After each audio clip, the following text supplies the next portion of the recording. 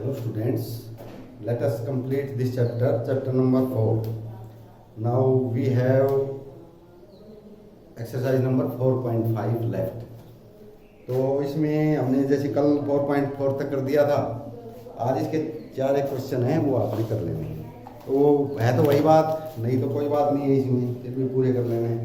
फिर जैसे ये है स्क्वायर रीड, ये स्क्वायर बनाना है। तो स्क्वायर का आपको पता है कि स्क्वायर में सभी एंगल्स 90 के होते हैं, सीधी बात है, सभी एंगल्स 90 के और ऑल साइड्स आर इक्वल। तो इसकी एक साइड दे रखी है 5.1, तो एक 5.1 है तो सारी 5.1 होगी। तो आपने इसको देखना है, तो हम क्या करेंगे, आर ई करेंगे, यहाँ पे स्केल लेकर आर ई लिख देंगे, आर 5.1,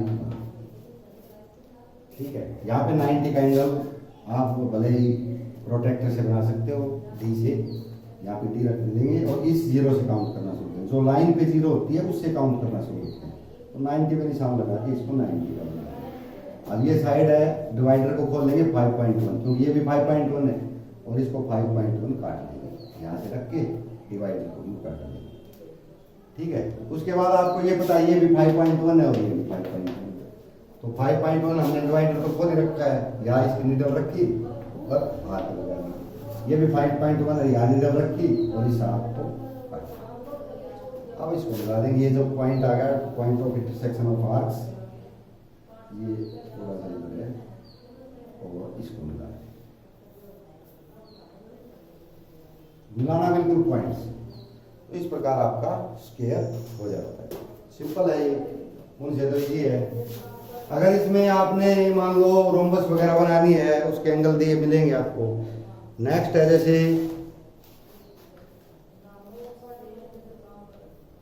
पैरेललोग्राम ओ के ए वाई। अब रोम्बस है, इसलिए रोम्बस आ चुकी है पहले, मैं इसको नहीं बनाऊंगा।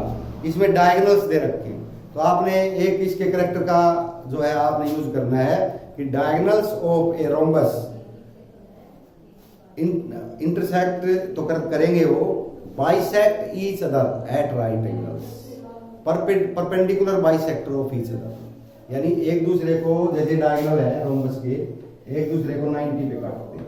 तो ये हम पहले कर चुके हैं कि ऐसा क्वेश्चन आया था। पैरेललोग्राम लेते हैं ओ के ए वाई, ये पैरेललोग्राम ले लिया, ओ के ए वाई। इसमें दो साइड दे रखी हैं, ओ के 5.5 और के ए 4.2। एंगल नहीं दे रखा, ये ध्यान रखना है, इसमें कोई एंगल नहीं है। और पूछ रखा है इज इट यूनिक, क्या ये एकमात्र है इन जो डायमेंशन दे रखे इन डायमेंशन से, इज इट यूनिक, क्या ये एक ही बन सकता है। तो वो हम देखेंगे। तो हमने ले लिया, ओके ले लिया 5.5, ओके ले लिया। अब यहाँ पे एंगल होता तो हम यहाँ पे एंगल बनाते, लेकिन एंगल नहीं दे रखा, ये दे रखा है 4.2 के ए। तो हम कोई भी लाइन खींच के काट लेंगे 4.2 ए आ गया। अब हमें पता पैरेललोग्राम में अपोजिट साइड इक्वल होती है, ये 4.2 और ये 5.5। तो डिवाइडर को 4.2 लेंगे, यहाँ रखेंगे और आर्क लगा देंगे, और फिर डिवाइडर को 5.5 खोल देंगे, ए पे नीडल रखेंगे और इस आर्क को हम इंटरसेक्ट कर देंगे। अब ये जो पॉइंट ऑफ इंटरसेक्शन है, इससे इसको मिला दो और इसको मिला दो। तो ये है आपका पैरेललोग्राम, लेकिन ये यूनिक नहीं है, इट इज नॉट यूनिक। अब देखो हमने बिना एंगल बनाया, अगर ये एंगल तो दे दे भी, एंगल के इज इक्वल टू 60 डिग्री, तब तो यूनिक होता है। अभी यहाँ पे हमने 60 का एंगल बनाया है, लेकिन ये एंगल जो है ये गिवन नहीं है, कितना एंगल है। तो हम जो ये के इधर लिया, हम इसको इधर भी ले सकते हैं भाई, हमने तो 4.2 लेनी, इधर भी ले सकते हैं, ये आगे। तो फिर ये इधर की बजाय ये यहाँ इंटरसेक्शन होगा, तो ये दूसरा बन गया। इसको थोड़ा और आगे बढ़ा, इसको इधर ले लेंगे या इधर ले लेंगे या इधर ले लेंगे, इधर भी ले सकते हैं। तो कई पैरेललोग्राम बना सकते हैं यहाँ से इनफाइनाइट, क्योंकि उसमें एंगल तो है नहीं। एंगल तो आप अपनी मर्जी से लेना है कितने का भी, तो जितना एंगल लोगे उतना ही पैरेललोग्राम। तो ये यूनिक नहीं है, हम कहेंगे it is not unique we can construct a number of parallelograms by these dimensions. इन डायमेंशंस के द्वारा हम बहुत से पैरेललोग्राम बना सकते हैं। तो एक तो ये थी बनाने की, ये तो आपने फिर कर लेना है। ये वैसे तो कल के साथ ही देनी चाहिए थी, लेकिन चलो अलग से दे दी। अब हम लेते हैं नेक्स्ट चैप्टर है 5.1। तो ये किसके बारे में है? ये चैप्टर का नाम है इसमें डाटा हैंडलिंग। कि जो हमारे पास डेटा आया है, जैसे हम टेबल बनाते हैं कई बार हम टेबल के साथ साथ कोई और सर्कल बना लेते हैं, उसमें लिख देते हैं, लिस्ट बना लेते हैं कि भाई हम स्कूल में भी करते हैं, क्लास 1 में बच्चे ये हैं, 2 में ये। तो ये डाटा है सभी। अगर हम ये ऐसे लिस्ट नहीं बनाएंगे तो हमारे लिए अनईजी होगा उसको हैंडल करना, कि सारे मिले हुए हैं, एक जगह लिखे हुए हैं, तो उसको आप छाटोगे तो उसको बहुत टाइम लग जाएगा। तो डाटा हैंडलिंग ये होता है कि हम जो एक जैसी चीज़ें उनको एक साथ रख लें। तो डाटा हैंडलिंग क्या क्या तरीके हैं उसके बारे में ये बताया गया है। तो बस इसमें और तो कोई खास बात नहीं है बताने की। तो हम इसके ग्रुप वगैरह बना लेते हैं, कई बार तो हम सीधे लिखते हैं, कई बार ग्रुप बनाते हैं। तो जिसमें कुछ इसमें एक्सरसाइज में आएंगे हम उनको देखते हैं। For which of these would you use a histogram to show the data? देखो, एक तो आपने प्रीवियस जो आपकी क्लास उसमें पढ़ा होगा 6th में कि जो हम ग्राफ लेते हैं एक कहते हैं बार डायग्राम। क्या बोला हमने? बार डायग्राम। एक हो गया हिस्टोग्राम। इनमें क्या फर्क है? आपने पिछले क्लास में बार डायग्राम के बारे में देखा है। तो बार डायग्राम और हिस्टोग्राम में क्या फर्क है? बार डायग्राम होता है इंडिपेंडेंट, उसमें ग्रुप नहीं। बार जैसे हम यूं कह दें कि भाई एक टेबल बना दी कि एज ग्रुप 5 to 10, 5 से 10 साल के बीच के कितने बच्चे हैं, तो सामने लिख देंगे। 10 से 15 के बीच में, 15 से 20 के बीच में, ये ग्रुप होते हैं। तो जब ये ग्रुप आ जाएं तो हिस्टोग्राम बनता है। और अगर सिंगल नंबर है या सिंगल थिंग है तो हम उसका फिर बार डायग्राम बनाते हैं। जैसे हमने कह दिया कोई पार्टीज हैं, जैसे इलेक्शन होते हैं, पार्टी ए, पार्टी बी, पार्टी सी। पार्टी ए को इतनी सीटें मिली, पार्टी बी को इतनी। तो ये ग्रुप नहीं है, ये इंडिविजुअल है। तो उसमें हम बार डायग्राम बनाते थे। क्योंकि पार्टी ए यहाँ लिख देते थे, जैसे 1 2 3 4 5 के लिख दिया हमने 1000 के। ये होता है 1000, यानी A1 के का मतलब 1000, 2000, 3000, 4000, 5000, इस प्रकार से सीखते हैं। तो A को मान लो 3000 मिली है, तो हम इसको यहाँ से 3 तक ले जाते हैं। फिर हमने B इसके साथ ही लगाना, अलग लगाना है।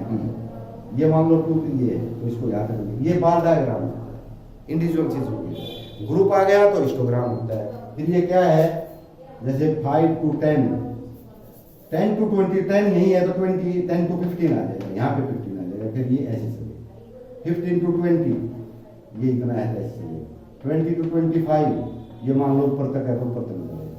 ये हिस्टोग्राम है, ये ग्रुप में बनता है। 5 to 10, 10 to 20, 20। तो इसका ध्यान रखना है आपने। अब हम इसके क्वेश्चंस लेते हैं कुछ।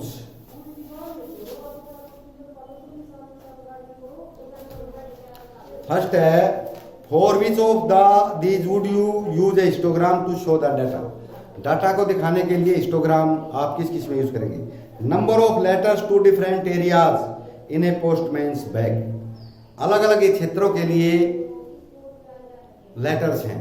जैसे हमने कह दिया कॉलोनीज बना दी, वार्ड हैं। वार्ड नंबर 1 के लिए 5 लेटर हैं, वार्ड नंबर 2 के लिए 4 लेटर हैं, वार्ड नंबर 3 के लिए। तो इससे तो बार डायग्राम बनेगा, इंडिविजुअल है बार डायग्राम, हिस्टोग्राम नहीं बनेगा।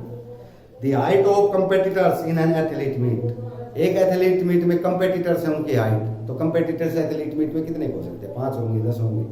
तो कंपेटिटर ए, कंपेटिटर बी, कंपेटिटर सी, ए की कितनी हाइट, बी की कितनी हाइट, ये भी बार डायग्राम बनेगा। हिस्टोग्राम इसमें भी नहीं बनना क्योंकि हमारे पास वो नहीं है। तो इसमें वैसे कुछ ज़्यादा एथलीट होगा, हम कुछ हद तक बना सकते हैं। तो क्योंकि उसमें हमने एग्जैक्ट हाइट चाहिए होती है हर एक एथलीट की, कि भाई ये इसकी इतनी हाइट है, इसकी इतनी हाइट। ये हम कहें कि भाई हाइट जो है 10 से 20 या 20 से 30, तो अलग अलग हाइट के तो हम नहीं ले सकते, वो तो हाइट एक एज ग्रुप में के साथ चलते हैं जिनकी हाइट लगभग थोड़ी बहुत ऊपर नीचे होती है। Number of cassettes produced by 5 companies, 5 कंपनियों ने कैसेट बनाए हैं, तो वो भी कंपनी ए, कंपनी बी, कंपनी सी, कंपनी डी, कंपनी वो भी सिंगल है, तो उसको हिस्टोग्राम इसमें भी नहीं बनेगा। दूसरे वाले में हम हिस्टोग्राम बार डायग्राम भी बना सकते हैं। मान लो 5 एथलीट है, एथलीट ए बी सी, मान लो 50 एथलीट है, तो हमने ग्रुप बनाना पड़ेगा। हाइट को हमने कर दिया भाई 140 to 160 सेंटीमीटर, इन सेंटीमीटर में ये ग्रुप है। 160 to 180, 180 to 200, यहाँ पर 120 to 160 सेंटीमीटर में।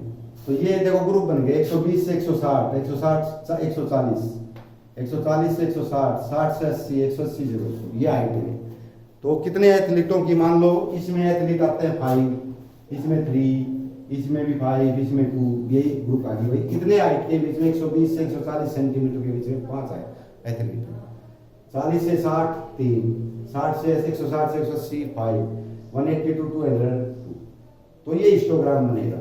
अगर हम इसको बनाने लगेंगे तो ऐसे बनेगा, ये 0 है, ये है मान लो 120 से 140, 160, 180, 200, तो 140 to 160 मान लो ये 1 2 3 4 5 है यहाँ तक गए, तो ये हिस्टोग्राम बनाने का तरीका। दूसरा इसके साथ लगता बनेगा 3 यहाँ तक गए, ये साथ लगते हैं, बार डायग्राम अलग अलग होते हैं ऐसे।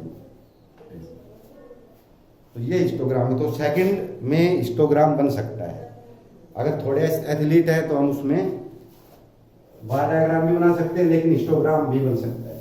लेकिन जो अलग अलग कॉलोनीज के लिए है ना, उनमें नहीं बन सकता, वो स्पेसिफिक है भाई। वार्ड 1, वार्ड 2, वार्ड 3, उसमें अलग अलग है। The number of passenger boarding train from 7 AM to 7 PM, 7 सुबह से लेकर 7 शाम तक कितने जो पैसेंजर्स हैं वो रेलगाड़ी में चढ़े बोर्ड, तो कितने चढ़े, तो हम ग्रुप बनाएंगे 7 to 8, 8 to 9, 9 to 10, 10 to 11, 11 to 12, 12 to फिर 1 आ जाएगा 1 बजे, 1 PM हो जाएगा, 1 PM to 2 PM, 2 to 3, 3 to 4, 4 to 5, तो ग्रुप बन गए भाई। 7 to 8 मान लो 100 चढ़े, तो 7 to 8 100 हो गए, तो हमारा हिस्टोग्राम बन जाएगा। तो हिस्टोग्राम बनेगा बी में और डी में, ए और सी में हिस्टोग्राम नहीं बनेगा। नेक्स्ट है the shoppers who come to a departmental store are marked as man, women and boy and girl, 4 हो गए, M, W, B and G। B के लिए बॉय, जी के लिए girl. The list gives the number of shoppers who came during the first hour in the morning, पहले घंटे में ये आए। तो आपने मे के फ्रीक्वेंसी डिस्ट्रीब्यूशन टेबल बनानी है आपने, तो मैं सेकंड करता हूँ और थर्ड आपने खुद करना है। 3 ही क्वेश्चन आज इसके मैं बताता हूँ। तो इसमें आपने एक फ्रीक्वेंसी टेबल बनानी है, तो मैं पहले लिख लेता हूँ। अब मैं सारे नहीं लिखूंगा, ये तुम खुद लिख लेना, मैं अपने हिसाब से कुछ समझाने के लिए बता देता हूँ। M W G B G W G B W M G M B G W M G G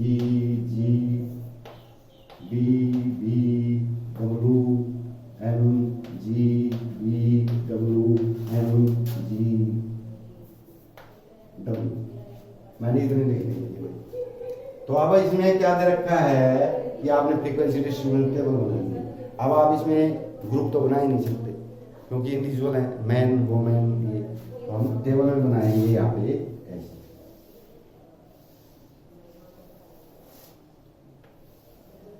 यहाँ पे इंडिविजुअल भी लिख सकते हैं, बहुत सी चीजें होती है इंडिविजुअल। यहाँ पर आ जाएगा नंबर्स, इसको फ्रीक्वेंसी बोलते हैं। नंबर्स को क्या बोलते हैं?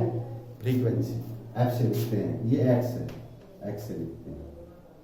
प्रोजेक्शन कह सकते हैं, इंडिविजुअल्स कह सकते हैं।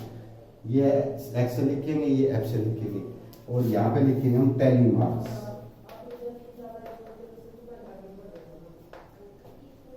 ठीक है, तो ये चीजें हमें यहाँ पे लिख के दिखानी है कि भाई कितने। अब ये काउंट करना है आपने, मैंने इसमें से नहीं लिया है बुक में से, बुक का आपने फिर खुद करना है। मैंने ये केवल